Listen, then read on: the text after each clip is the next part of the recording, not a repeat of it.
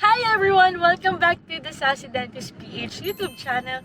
For today's video, samahan niyo ko on my ortho preceptorship class.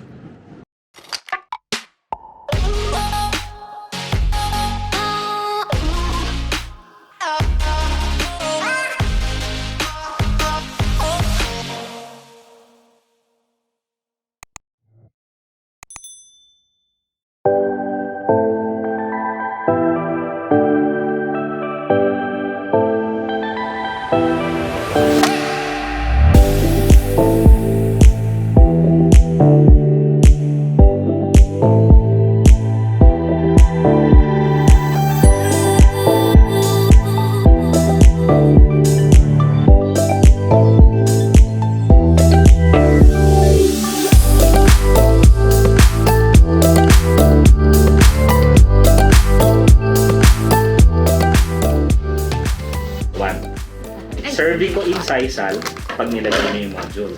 So, cervical wing muna and then incisal using your hemostat. Okay. So, sige, pigtas ka muna ng isa. Tapos turo ko sa'yo.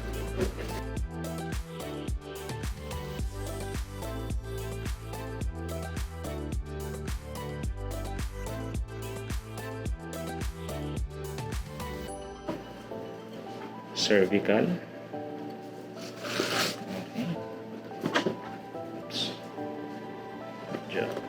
Kaya na kumagat na yung stop.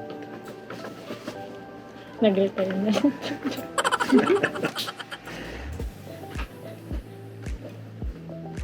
Naalala ko dati. Muntik na akong hindi mag-graduate. Kasi may nawala akong hemostat sa lab. Tapos specific pa yung brand na gusto niya. Maski instruments sa kanila. Mga surgery. Pag perio, hindi. Cervico, incisal. So, kunin mo muna dito and then itay mo dun sa incisal. Ganyan. Okay? Kasi kaya ko lang pinapakita kasi tatanggalin ko ulit. So, lahat ng central. Mas turo ko sa iyo yung next na.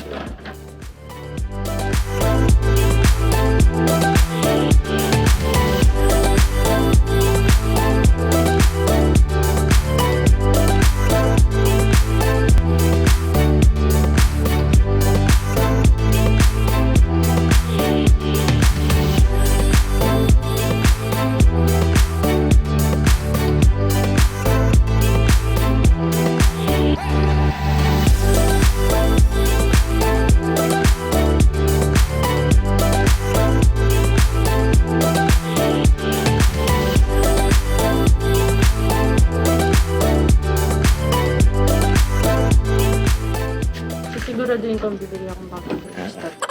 Bago man. Nakadito. Nawanan mo ko sa'yo. Lubit ko, kailan tayo nag-vlog, din tayo palpa. Pero ano lang to, straight. Sige, ayan.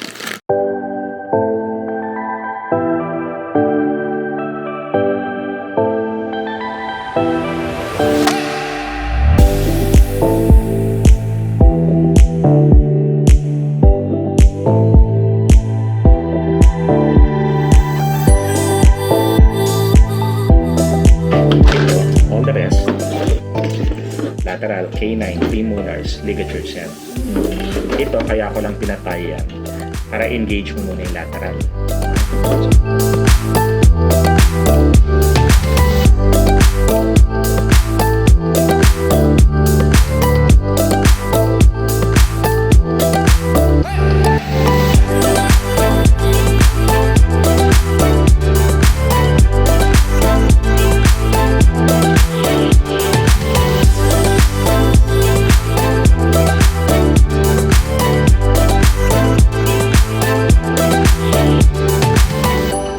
Pasok ito. Parang hindi ko makasok ito. Kaya mo yan.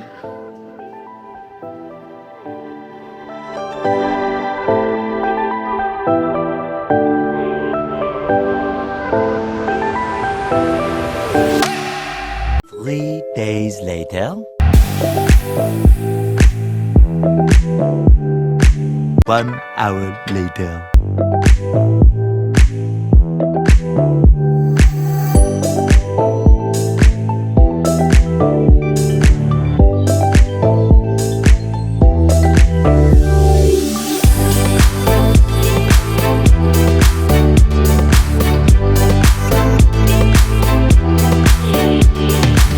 One eternity later.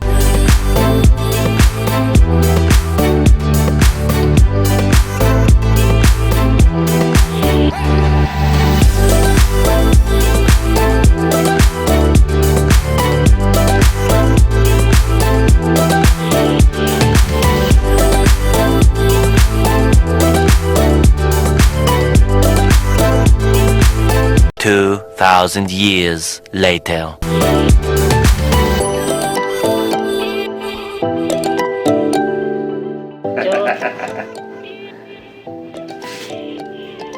good. Very good. Mga tatlong sugat. Sugat ka. O di, ano mo na. Tuloy-tuloy mo na ng premolars. Babalikan mo pa yung dalawang central sa baba. Pero tama yung ano. Okay naman. Towards the mesial, okay na okay yung ano mo. Yung, kumbaga, tagta. Yung top ng ano. Okay na okay. Okay lang.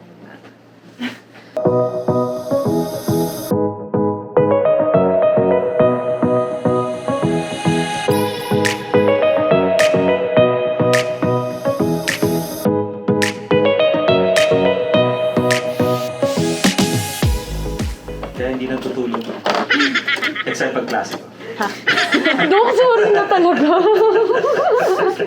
Dok, si kaklase ko ba sila nun? Ako na lang ba yung Oo, nag-picture kami. Wala ka. Ako na lang ba yung hindi nag-on ng cam nun? Nakatulog talaga, nakakatawa. Tapos ginising pa ako ni Ikaw pa Sai. yung huling-huling natira doon sa ano. Yun nga, Dok, Sa tama page. siya't nakakahiya. Kasi mo lang ako ginising.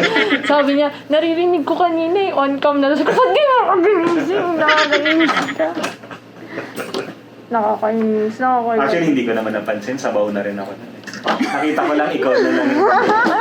Nakita ko, ikaw na. Sabi ko, ba't ayaw pa mag-exit nito? Dok, pagbilat ko, sabi na, you are now the host of the Kasi hindi kasi ako umaalis hanggang Ang lala. nag-exit lahat. Sobrang hiyang-hiya ako, natulog na lang ako ng Tapos diretso. verify mo pa, di ba? The next day, nag-text ka. Sabi ko, kaya naman pala hindi na nag-exit ng tutulog. Dok, ilang cases ba yun? Kasi 4 lang yung natandaan ko. Ay, more than a dozen yan, ha? Naku, patay ako sa case presentation. Alam mo na.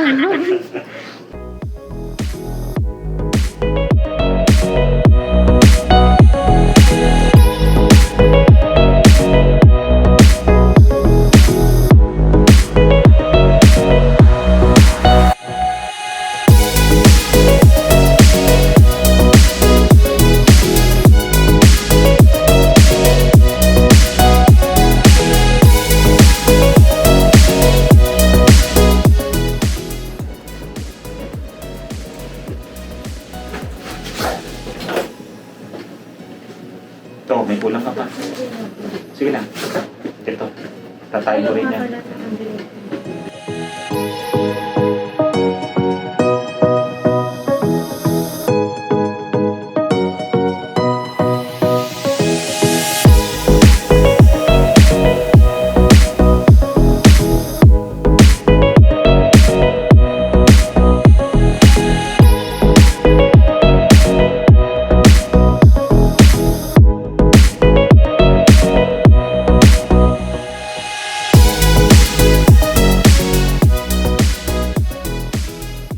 Hi guys! So, ayun. So, tapos na yung orthopreceptorship class ko. Naka-uwi na rin ako. And, ayun. So, today, ang ginawa lang namin is naglagay ng brackets. Installation of wires, and ligature tie. So, yun yung metal na tinatay namin kanina sa video.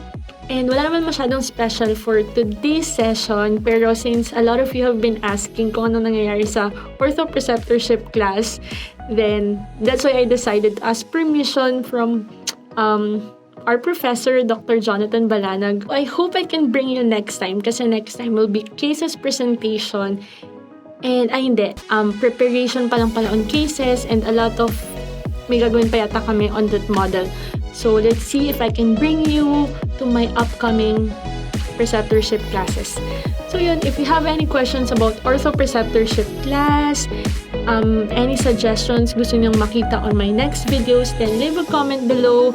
I'll check it out para alam ko kung anong gusto niyong masagot on my next vlog about orthopreceptorship class. And don't forget to subscribe on my channel, like this video, click the notification bell button to be notified on my next video. See you! Bye-bye!